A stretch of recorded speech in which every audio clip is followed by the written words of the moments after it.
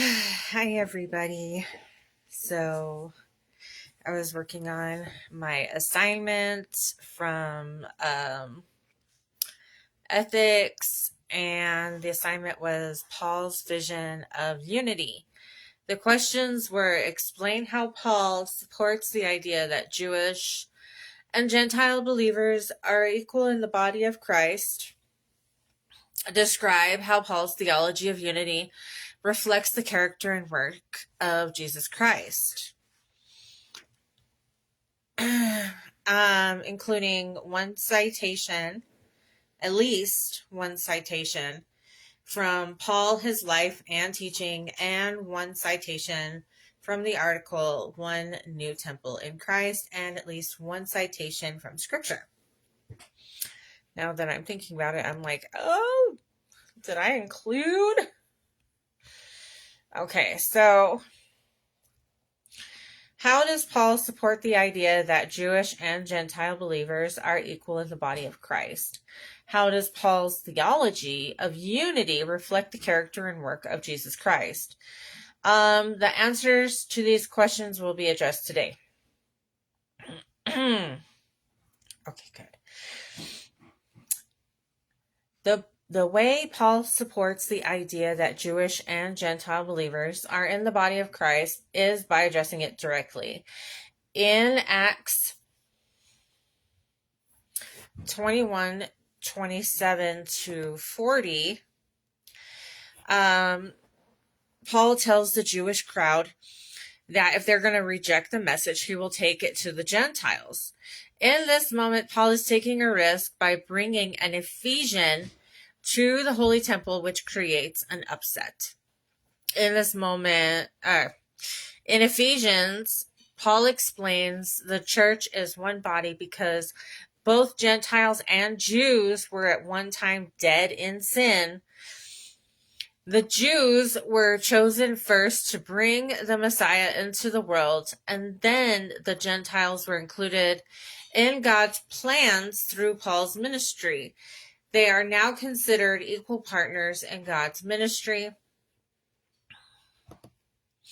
One thing that Paul says in Ephesians 2:14 and 15 that stands out is, for he himself is our peace, who forged both Israelite and Gentile into one and abolished the dividing barrier, annulling the enmity. Paul is saying that Jesus is our peace. He's brought together both Jew and Gentile, tearing down that wall of division, canceling any ideas of being enemies. Paul's theology of unity reflects the character and work of Jesus Christ by including the people the church had excluded. One example used in One New Temple in Christ is that Jesus spoke with the woman at the well in John chapter 4. Jesus defied the laws of who to talk to and who not to talk to.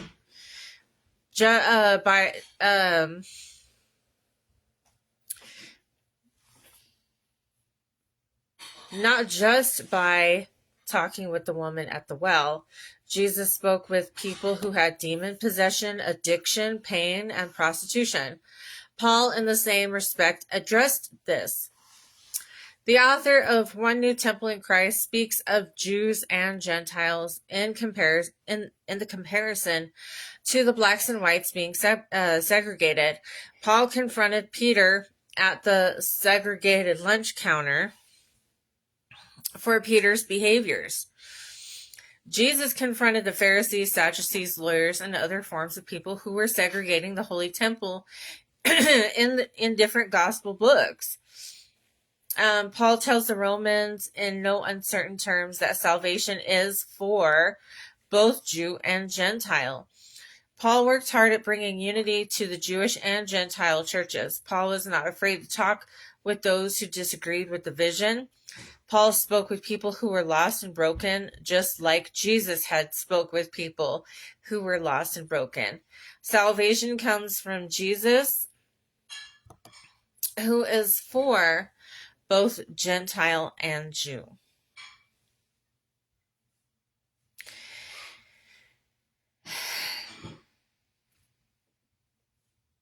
And like I have said in other videos in the past,